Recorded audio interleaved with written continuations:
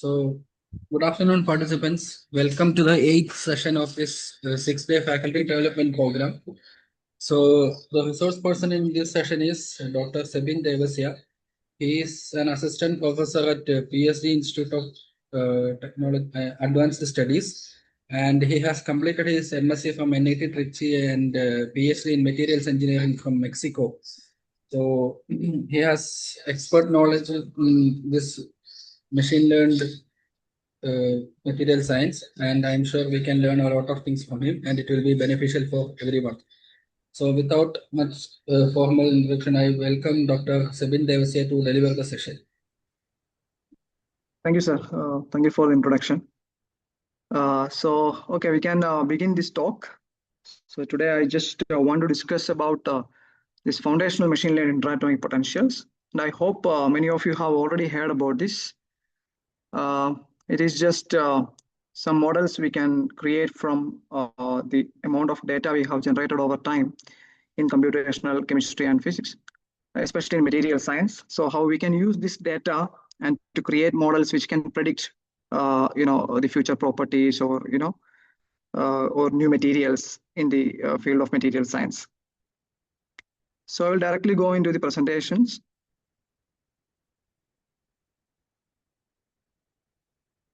So we will just discuss through some basics about what is computational material science, and then what have been happening over the past few years, and how it have developed into the recent developments in the field of machine learning, and also which have led to the creation of foundational models.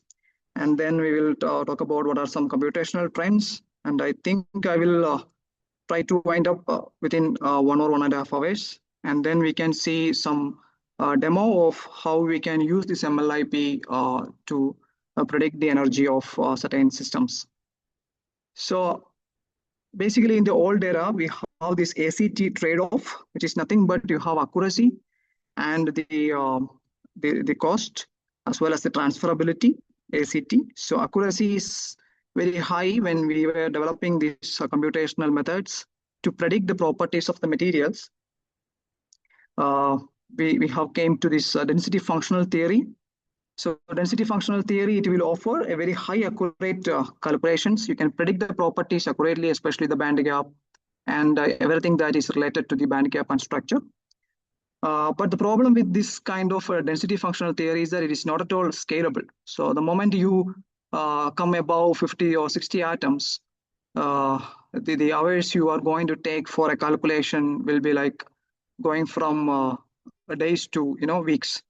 So, and especially that's for a single material. So just imagine how it will be in the case of an interface or a nanoparticle or some other nanostructures if you want to do the simulation. So it will take many days and it will never converge and you will not get a result.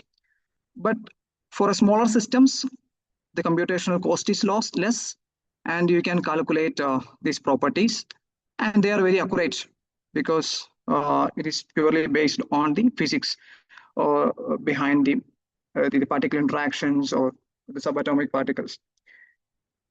But the transferability is fractured because you need custom parameterization, especially because when you do a density functional theory calculation, there are extremely large number of parameters that are going to confuse us. Because from various materials to materials, when you go from semiconductors to metallic systems or interfaces, so the moment you change your system of interest, the parameters you have to consider or optimize is going to change, and it's a vast space where you will not be able to very comfortable to do these calculations very smoothly. So that is one era where we used to focus on more accuracy. And over the time, these calculations have generated a lot of data. We know that there are a lot of databases available, for example, like materialsproject.org. So in those kind of sites, you can find almost for all types of compounds, you can find density functional theory results, or you can compare with it. So the thing is that we have already done enough calculations on materials, various types of families of materials, and we have generated data. So what we can do with this data available with us. So when this machine learning approach was started using in the field of material science, people have came across with people have started using this data to train the models, especially with the this coming of all these large language models, LLMs. People have started using it widely, and we have came across various machine learning interatomic potentials, and it is called machine learning interatomic potentials because they will learn from all this data to predict how the atoms will interact among themselves or with other molecules. And based on the data that is being using which these models were trained on, they will predict for a new system how the interaction will be. And when you have extremely large number of data sets, for example, if you have about some data in the range of millions or billions, then you need an extremely large compute power to train such models. And those models, we call it as universal machine learning models because they are trained on almost all types of materials that you can apply these models on practically any type of different materials. So the thing is that they are applicable, they can predict the properties of almost all types of materials. That is the important thing. But that kind of compute power is not normally available with materials researchers, but that is available with these tech giants like Google or Microsoft. So these people have enough compute power and software available for people who have expertise in these softwares. So they have started investing in this computational material science, and they are coming up with new and new models every day. So these models, they are training on all these available data from various data sets. So what is the fundamentals of interatomic interactions? So almost we know that most of these interactions between atoms or electron with other molecules or other atoms, they're all quantum mechanical, right? So there are two key regimes in which you have to consider the interatomic interactions. One is very short range, where you are only interested in distances lower than 5 angstrom, which is dominated by bonded interactions. There will be a direct bond connect between atoms, and there will be a directional dependence. If you go from different directions, there will be different interactions because of the nature of atoms or how the nature of bonding. So it is well established based on all these theoretical developments happened in the field of material science and physics. But in the case of long range, when you are coming out of this small sphere of 5 angstrom, then you have a lot of non-bonding forces available, like, for example, electrostatics, polarization, or dispersion. So how can you define these long-range interactions? And though they are very small as compared to the short-range interactions, they are also very important, and they play a major role in determining the properties of the material. So this long range is also very interesting. And when you go from many body reality versus traditional models, so this anisotropy cannot be applied to long range, because you know that short range order, we can consider this anisotropy, and we know how the bonds, depending upon the different types of bonds or nature of the atoms, how the interactions will change. But long range orders, we are not fully aware of how they are going to interact among themselves. So from interacting atoms to, we are going from interacting atoms to interacting hotspots. Hotspots means you consider not just as an atom, but you consider it as a large molecule or a group of atoms, how they are going to affect another group of atoms. So in the case of real world interatomic forces are non-local and collective. So we need quantum aware models like machine learned force fields to capture the nuances that simple empirical models miss. So the simple empirical models, which are derived from all these theoretical calculations, they often mix this kind of real world interatomic forces which are non-local and collective. So these traditional interatomic potentials, anyway, this interatomic potential is nothing but they will describe a scalar. So you have a potential energy surface that is being used to derive more and more properties. For example, if you take the derivative of the scalar potential's energy surface, then you get the forces. And then this is what you do in the case of a normal density function theory calculation and all. So you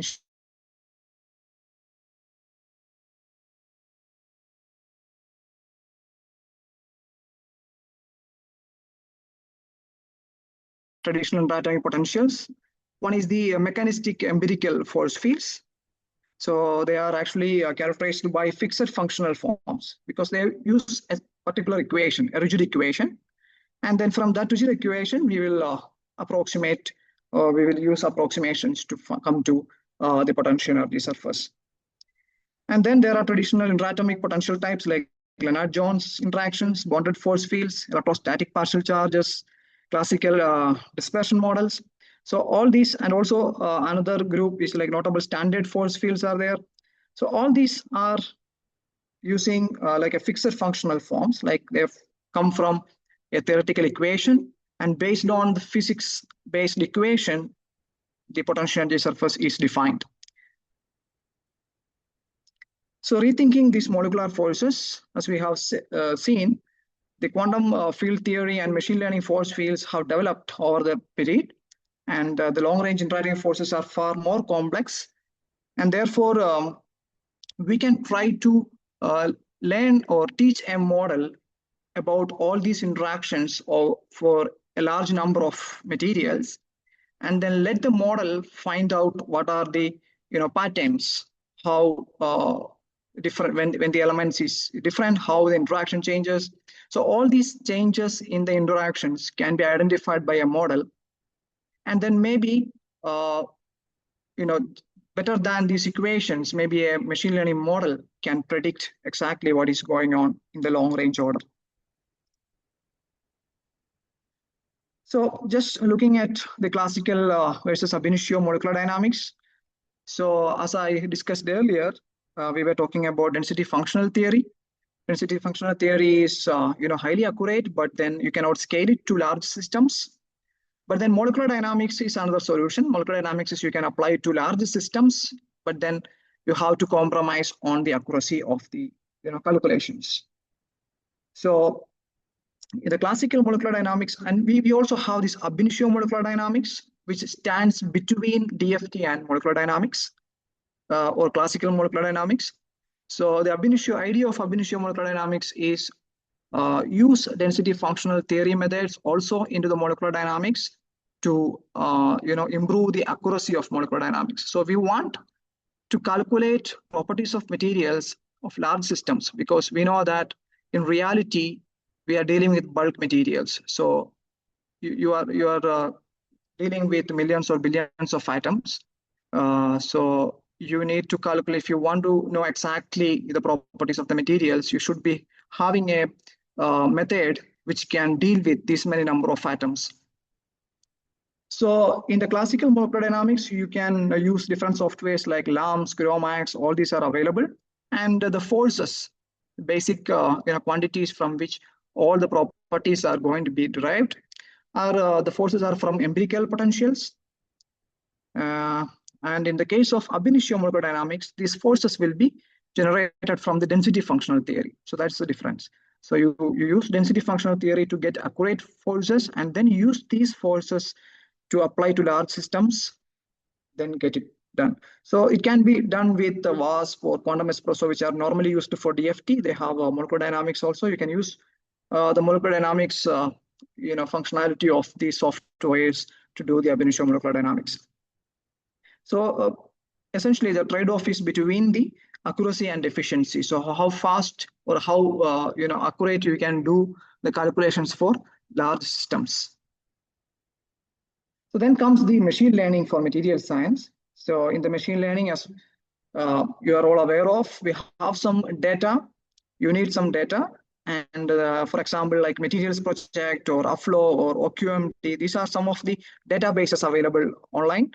And you can use these open source data sets, or even you can create your own data sets. You can go through different literatures and find yourself, or you can use some agents which can collect all these data from different literatures and use this data as inputs, and then you try to feature, uh, define some features which are going to be called as the descriptors.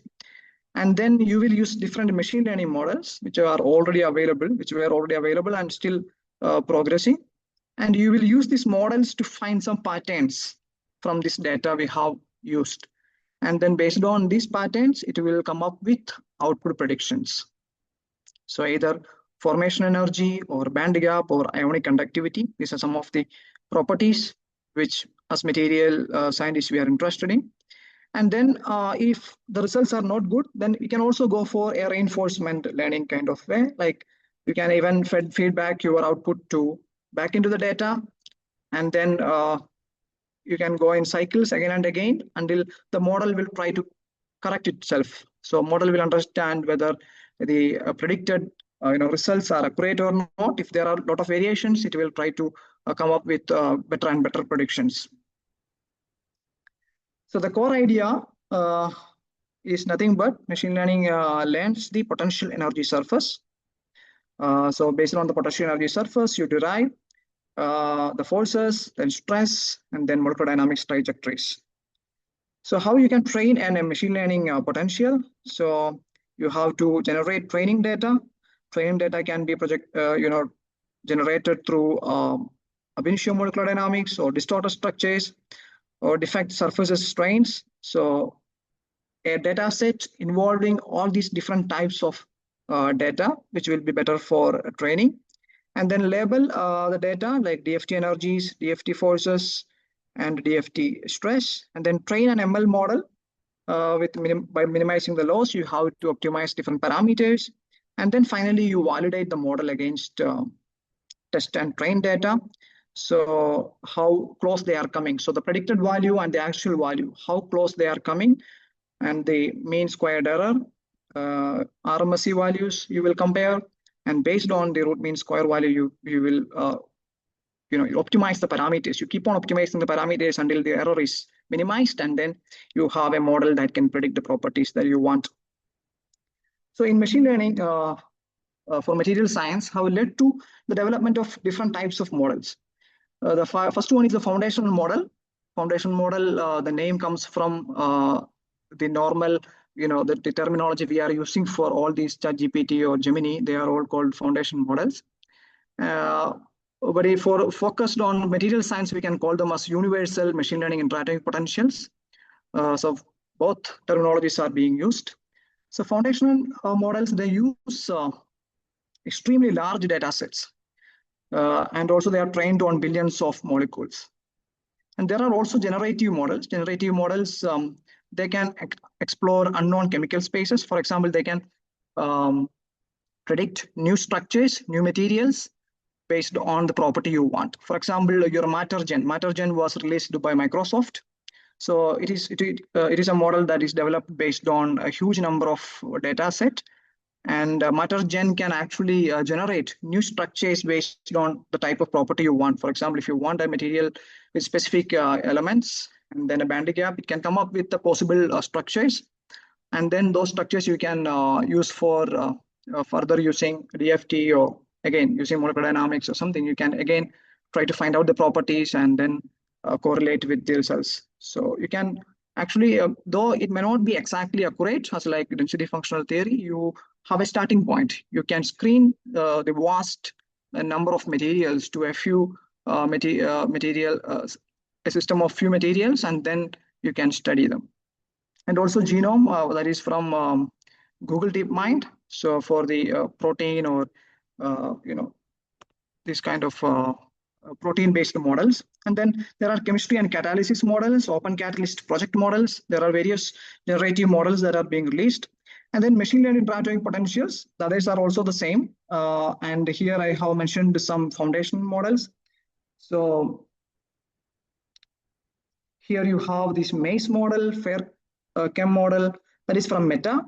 And then there is called orbital materials. And they have released orb models. Then 7net models are there. Then apart from MatterGen, Microsoft also released another called MatterSim. And recently they have also released one model called Scala. All these models are getting better and better with more and more data. So you need more time and more compute power to teach the models from the data. As the data gets bigger, you need more time and more compute power. So as the compute power increases, we are expecting that these models will get better and better every day, and then someday they will match the DFT accuracy. And there are also crystal and structure foundation models, for example, like M3GNet, MEGNet, and CGCNN for material prediction. And they can be also integrated with LLMs. For example, these days, if you can, ChatGPT-like interfaces can also be used for predicting the properties. For example, like Atom GPT or Crystal GPT, they are examples like they are for language models. So you can just practically communicate with the model, and they can predict the properties. So machine learning interacting potential is nothing but it's a data-driven model. What is happening there is the approximation of Born-Oppenheimer potential energy surface, and how they are approximating it by learning directly from high fidelity data or computational data. So here the trade-off is between accuracy versus efficiency. So it is highly efficient, but the accuracy may be limited, but it will also reach the same kind of accuracy for some systems. If you go for very small systems like small molecules, like carbon dioxide or carbon monoxide, their accuracy is extremely high. But if you are going for very large molecules, the accuracy may be limited. The foundation model shift have also happened, and the modern MLIPs have evolved into universal foundation models. So they are pre-trained on massive diverse datasets. Some examples are like MBTraj or OMAT24, even OMOL25 have been released. So these are datasets with extremely large number of data. So the core technical strengths of these kind of models are like they are coming symmetry aware, and also they are extremely good for property prediction. And also the industrial utility, many industries have been set up now, which are coming with better and better models. So people, large companies have started to invest in this computational research of materials, especially because they can, especially in the field of biology also for drug design or, protein binding, all these things, people can use it. And here what they are doing is like quantum mechanical reference data will be used, DFT, and then it will be used to train a model, and then fast and accurate simulations can be generated. So it will basically bridge the accuracy and scale.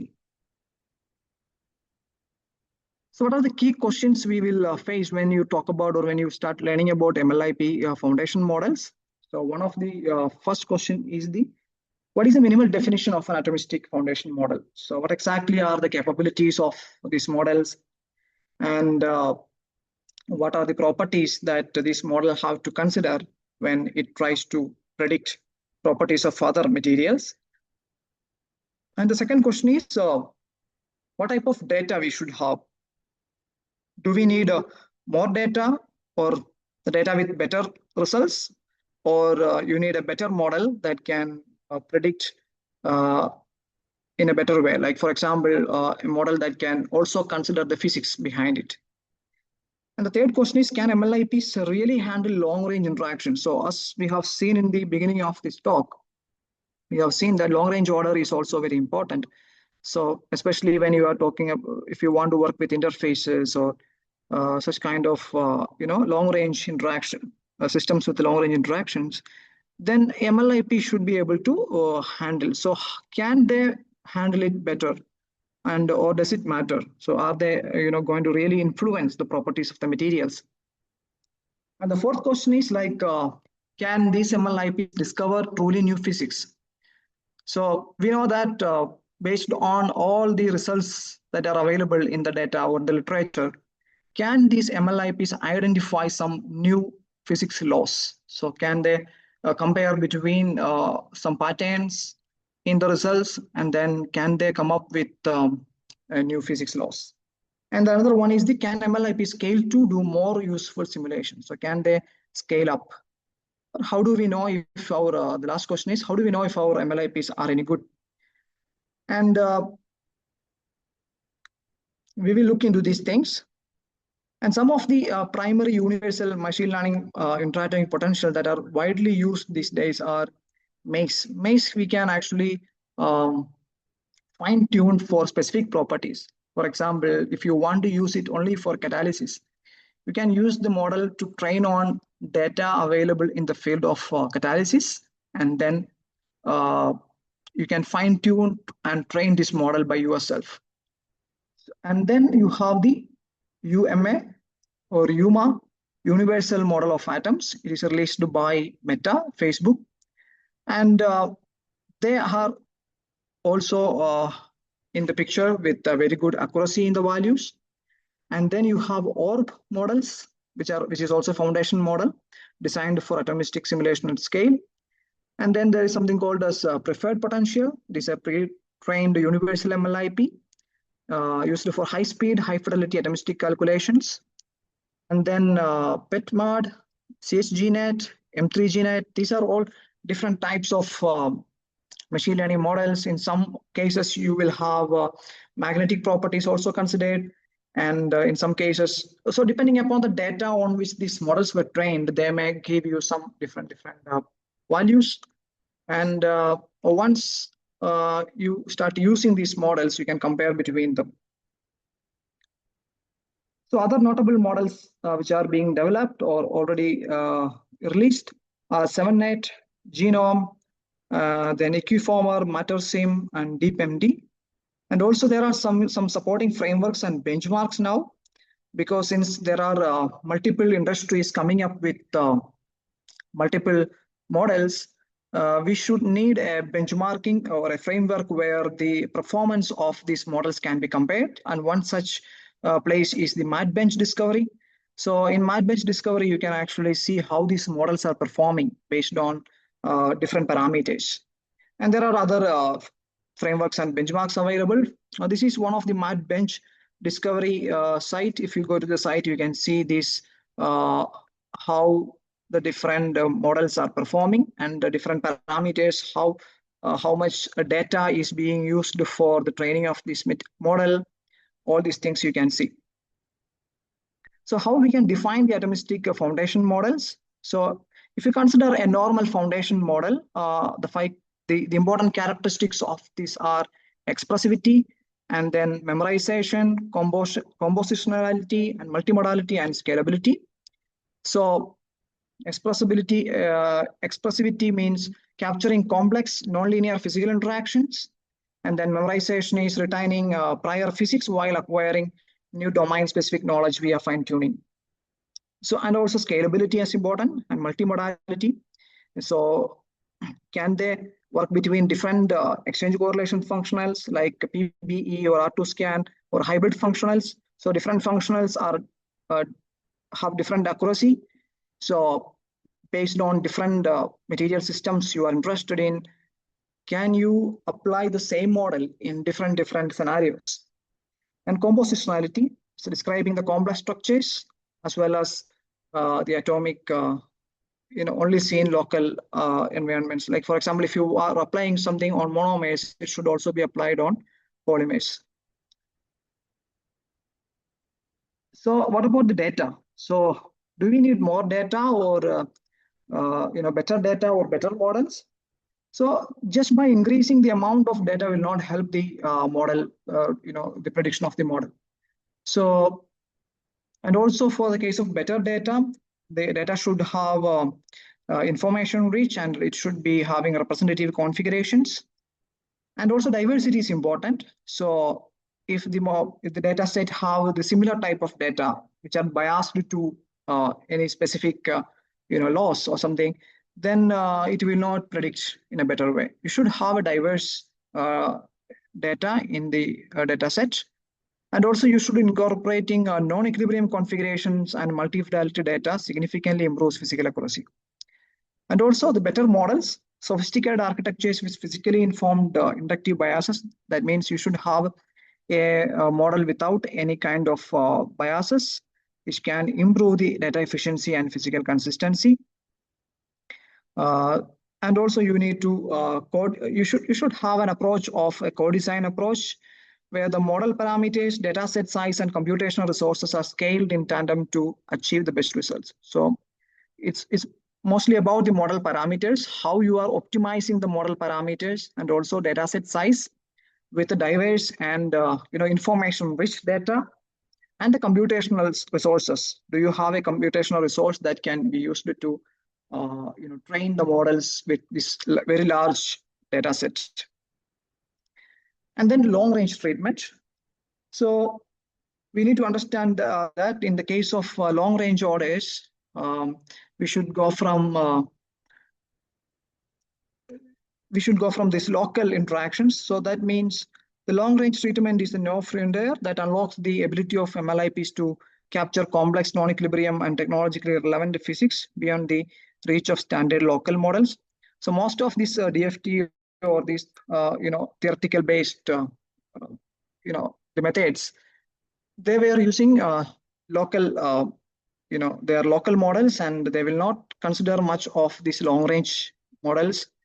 But once you are training the model with data, so data set obviously have these irregularities because of the long range order. So the long range order also be taken care by the machine learning model. So can MLIPs discover truly new physics? So from interpolation to emergence, basically these machine learning based methods, they are actually interpolation. So you have some patterns occurring in the data from the previous literatures. So you just interpolate into a future. So that's how you predict the properties. And also you can have emergent capabilities. That means the patterns you could not identify, maybe an MLIP can identify, and they can come up with some predictions which you are not expecting. So for example, if you have a model, there was a model called Maze MP0, as we have shown before. So this model is only trained on near equilibrium crystals. But the model was also unexpectedly performing really well in the case of simulations of liquids and interfaces. So just they were only trained on some type of materials, but since all these materials, the interactions, everything have some similarities, they can also predict the properties in the case of other material systems or other systems. So this implicit learning of physical laws is really promising.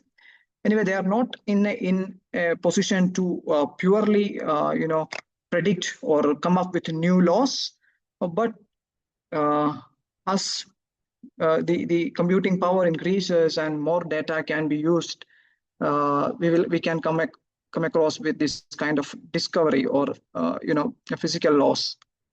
So, for example, some transformer-based models have developed internal representations consistent with Coulomb law. So they were trained with some data which did not contain any electrostatic terms in their architecture, but still they were able to come up with representations that are consistent with the Coulomb's law. So accessing inaccessible regime. MLIPs act as hypothesis generation tools by enabling simulations of system sizes and time scales previously impossible with ab initio methods. So at present, the MLIPs are like a hypothesis generation tool. So if you have a material, you have a very large set of materials that for a specific applications, but you want to screen a few materials from this entire large pool of materials and suggest as promising, and then go with DFT-based methods or experiments, and then validate their performance. And also current roadblocks to true discovery, like for example, this truly new physics are the locality bias. As we have said, the most of the data available they are based on locality bias. It does not include a lot of long range interactions, and therefore uh, it will be difficult to come up with true discoveries. And also the black box nature, the lack of interpretability is also a concern.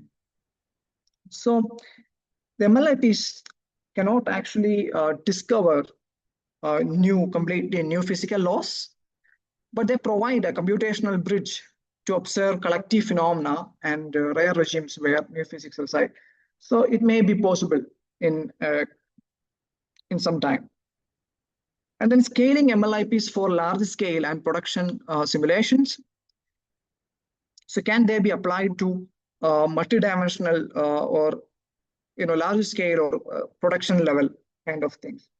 So these industrializing the atoms to engine workflows are coming up, where you are integrating an MLIP into automated multi-scale pipelines, and then you can evaluate complex properties like fracture toughness and dislocation behaviors. Then you can go for high fidelity atomistic data.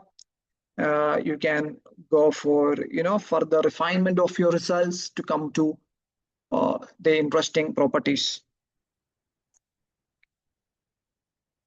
So what is the current computational trends is that you have this kind of machine learning interacting potentials which are getting better and better every day with more and more addition of data and computational power. So initially you have this classical materials paradigm like you have structure. From structure you can predict properties and you can use you can process it experimentally, generate it, and then the performance can be evaluated. So this classical materials paradigm, and in the present scenario, you have this classical materials paradigm continuously interacting with an augmented AI framework, where you have the data, matter, and the autonomous agents and models are continuously interacting with this structure, property, processing, and performance. So a system where both these exist together is going to be game changing in the field of material science. So that's why a lot of industrialization is happening. That is why a lot of tech giants are interested in developing these computational methods, because in the future they may change the complete picture. So these are the key computational trends. Like you can have automated multi-scale pipelines. So you have the agents which will take care of all the calculation workflows and then come up with the chosen material, which will be taken care of by the autonomous laboratories, where you have the robots performing the experiments, which are connected to the connected to your characterization tools, and by a reinforcement learning of analyzing the data from the characterization tools, these autonomous robots or autonomous laboratories can generate or optimize the process parameters and come up with better performing materials. So these are some of the references I have used for the talk, and thank you very much. So we can have some discussion. If anyone have any questions, I will take them now.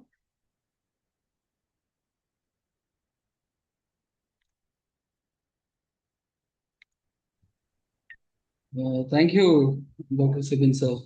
Truly, it is really a new field. I haven't heard about most of the things. Really, even Okay. though I was working in this not entirely purely material science, I was working on composite materials. Okay, I sir. haven't heard about this most of the assembly and all. Okay, So, okay, sir. were you doing your PhD in this field or? No, no, actually, after towards the end of my PhD, I shifted to Oh, computational. Basically, I was working on density functional theory only. MLIPs are a recent development. Like they gained attraction after the accuracy was, increased so much. okay, okay, But then I shifted my focus there actually. okay. So, whether this they are using the existing data. No? What are the Yeah. properties we can predict by this MLIP actually? In fact, we can how basically the most of the properties that can be generated from the formation or energy calculation, right?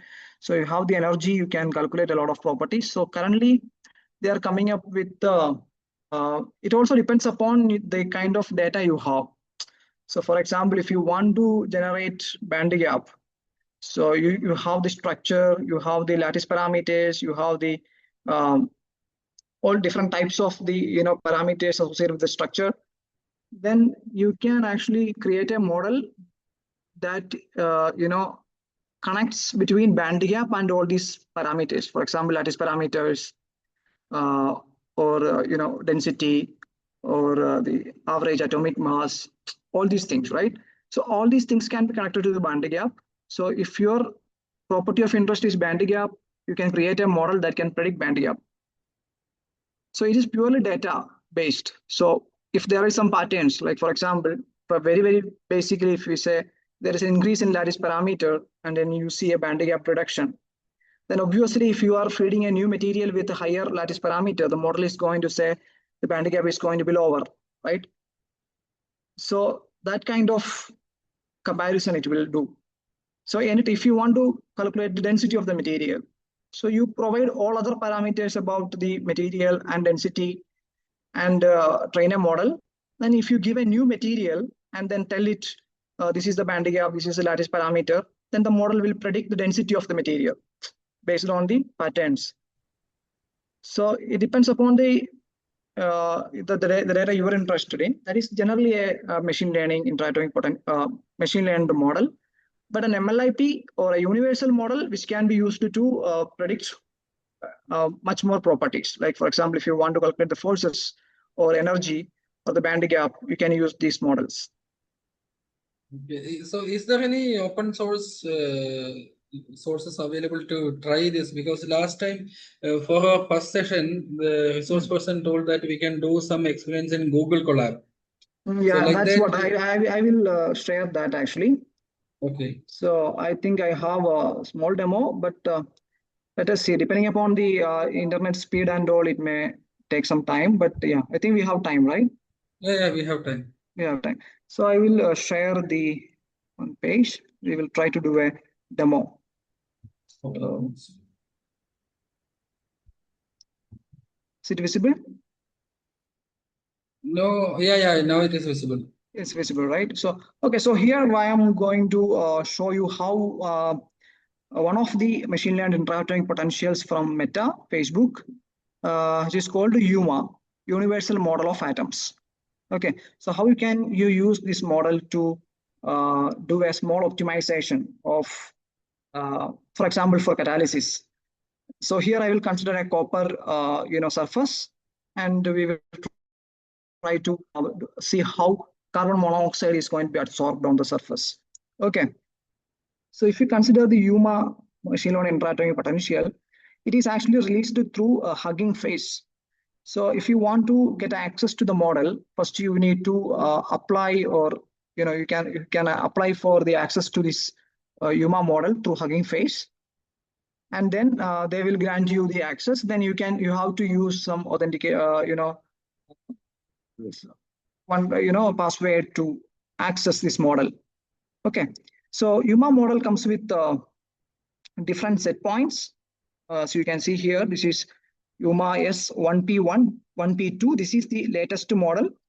As I told you, when you have more and more parameters or more and more data, it gets better.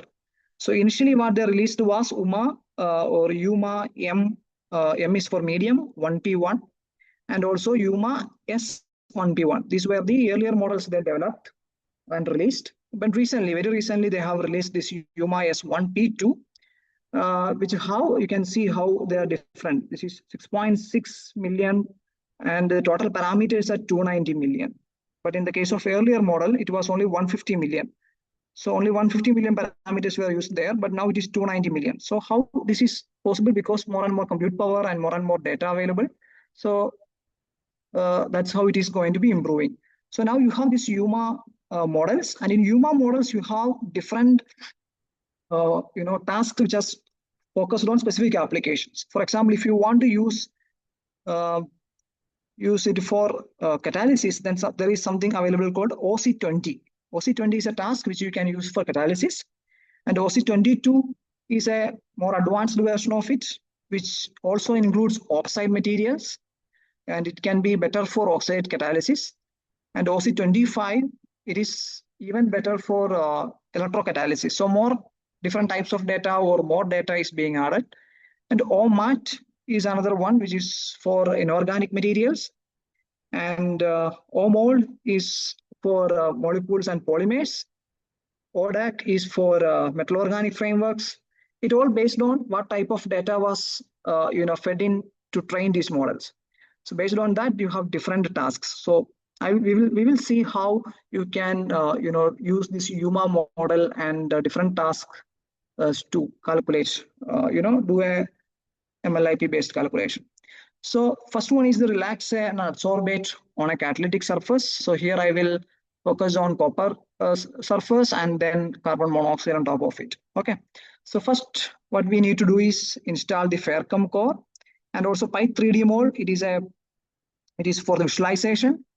So you can actually run these codes in Google Colab directly.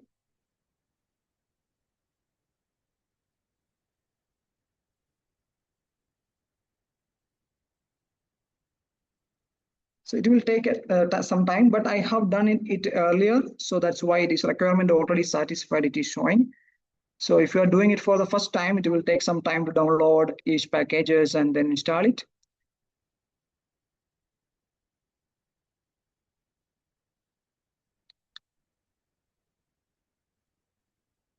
Yeah, so once there's a green tick has came here, so it means it have finished,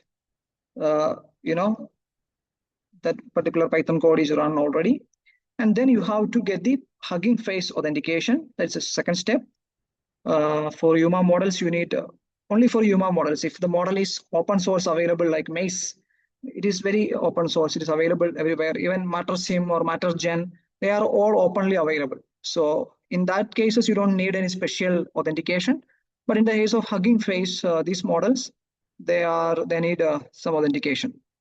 So the requirement is already satisfied.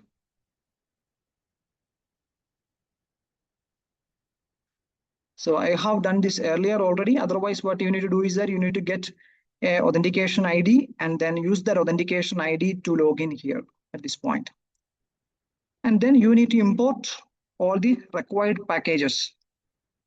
So there are different packages available. For example, you have atomic simulation environment ACE, ace.build. Using that build, you can create different FCC structures, BCC, and also you can add adsorbate on surface. And also you can create molecules or take molecules from the database, all those things. And also you need matplotlib. Matplotlib is mainly for plotting the graphs.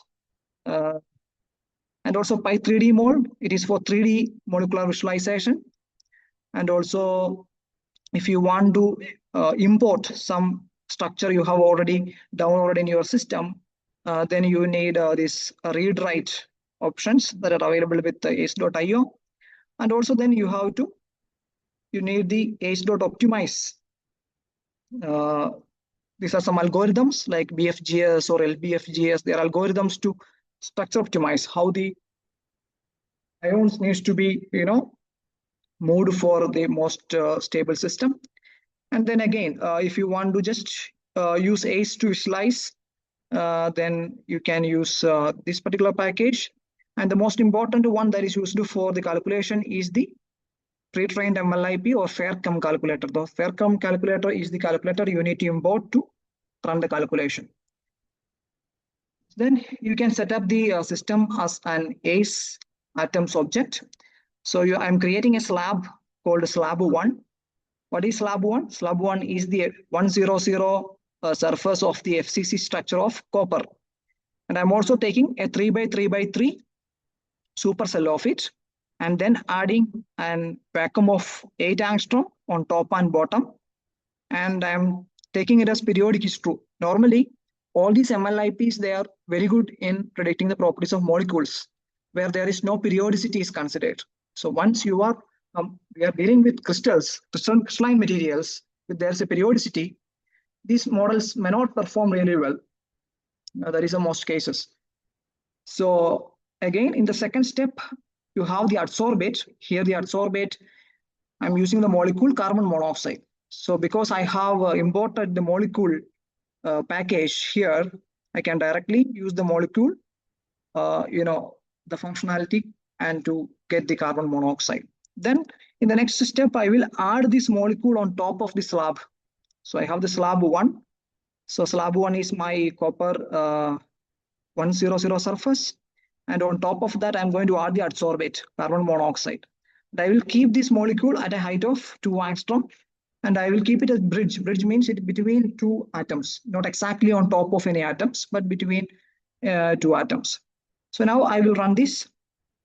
So when I run this, it is created. Now, if I want to visualize it, let me see if it works.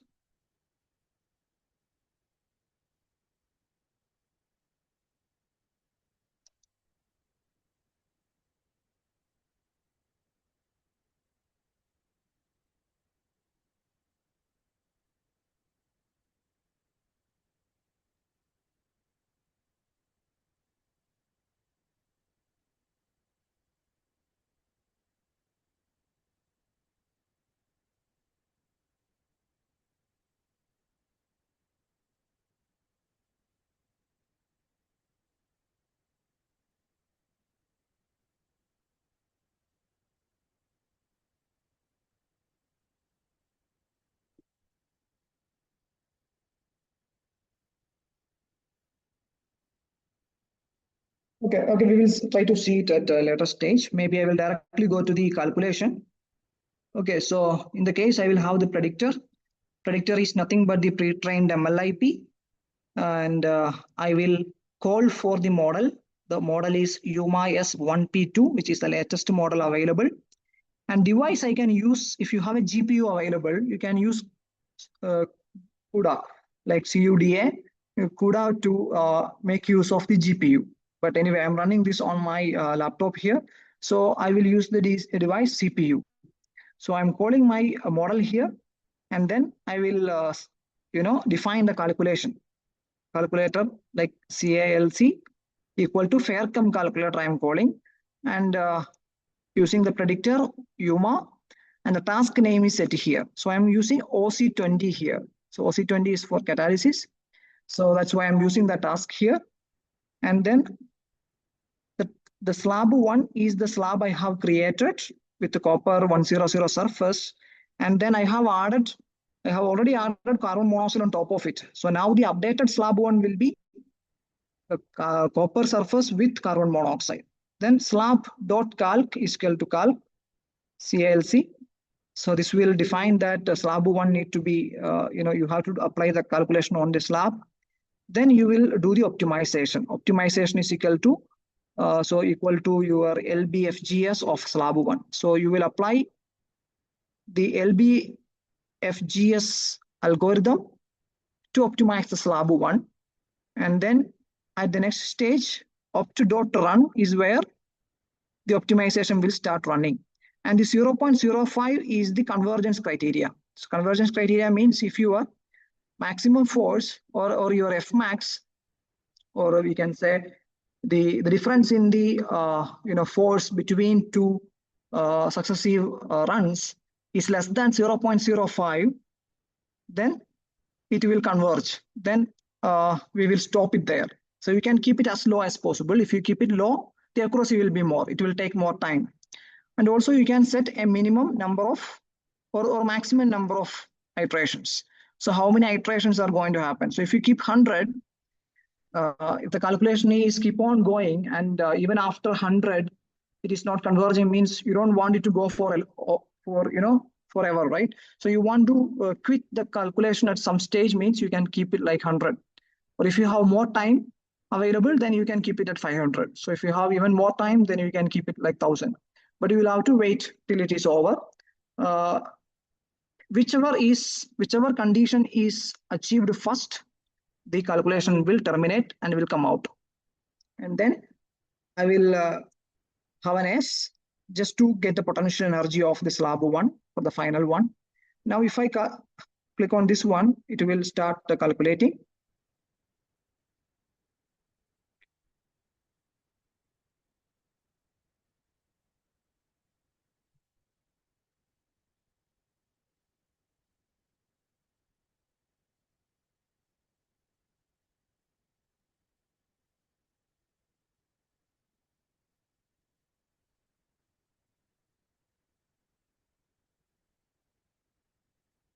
Okay, now you can see that the LBFGS algorithm is running. So steps are here. These are the energies calculated, and this is the difference. So you can see that it's keep on decreasing this F max, and once it's below 0.05, which we have defined, it will come out.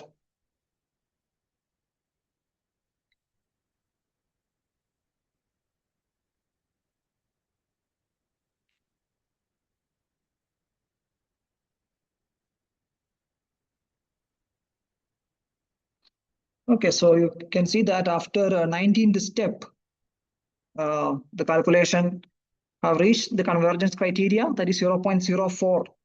So we have set 0.05. So since it is below 0.05, at that particular step, the calculation is terminated. And because we gave a print command, relaxation completed successfully. So relaxation is completed. And now we can try to visualize if it is possible.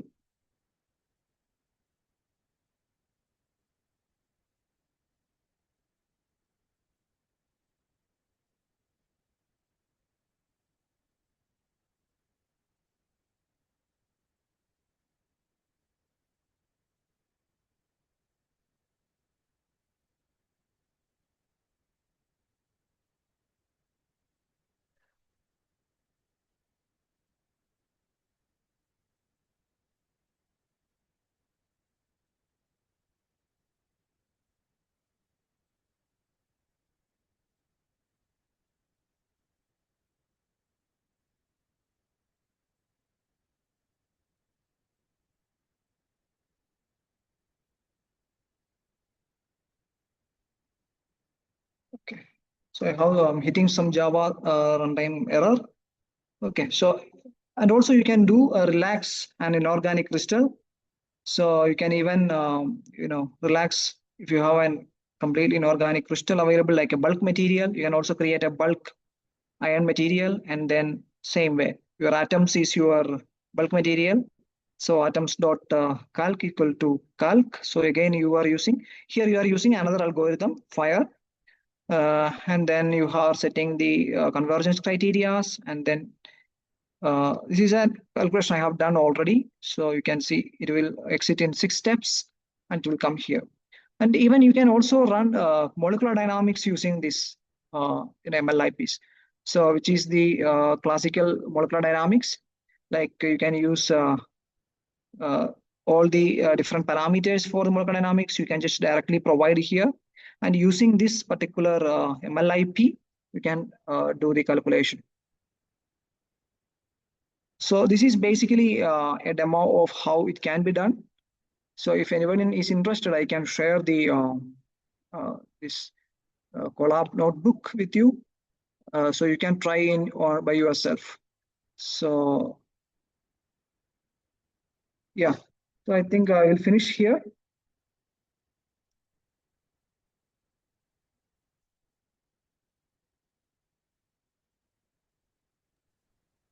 Okay, thank you, sir. I think it will be great if you can share this notebook because in the first So session, yeah, if anyone have any questions or any doubts regarding it, you can ask. in the first session also we were having some hands-on session, but we were not that well, very well familiar with this Google Colab, so we were facing some difficulties. So Okay. if we have some reference notebook, we can learn ourselves. If you can Yeah, share that, definitely. it will be I great. can share this notebook. Yeah. So only thing is that I just need to fix that Java error that was keep coming up for the visualization part. Sure, sure. So Okay. maybe I can, after fixing that, I will send you that. Huh? Okay. Thank you. Okay, you can share that. So, if there is any doubt from the participants, you can ask now.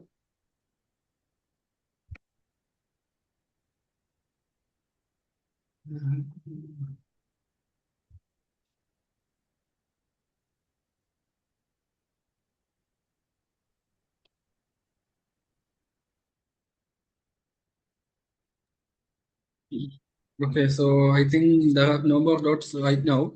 So what Okay, I'll do is I'll share the contact details. So if okay, you sure. are facing some difficulties while doing the experiments or while trying to do this coding, you can contact him. I can share his contact details. Is it okay? Yeah, definitely I can help. Yeah, Yeah. yeah, sure, sure. So with that, we'll wind up today's session. So on behalf of Sripati Institute of Management and Technology, I would like to thank Dr. Sebin Devasia for delivering this session. Really, it was a new experience, and we were learning some new fields where we can focus our research, because truly AI will be a core field of focus in every field, not only in computer science, mechanical, medical, everywhere we have to use AI. So let this be a beginning. So with that, I will let again thank Dr. Sabin Devasya, and we can wind up now. I'll share the Google form details, feedback form. You can fill it and give it back to me. And Okay. tomorrow we will meet Okay, again at I 10 would I o'clock. would also like to thank everyone for listening to me. And if you have any doubts or any kind of clarification, or even want to collaborate on these kind of topics, then you are I'm open to all kind of collaborations and discussions. Okay. And also I thank Mr. Manat sir for inviting me, and also the management for making me part of this particular DP program. Thank you. Sure, sure. So thank you, sir. And tomorrow we'll meet again at 10 o'clock for the session by Dr. Manu S. Mohan. He'll be teaching you some characterization techniques like SEM, TEM, etc. So do join that. Thank you. Thank you, Sebin sir. We can leave. Okay, thank you very much. Yeah.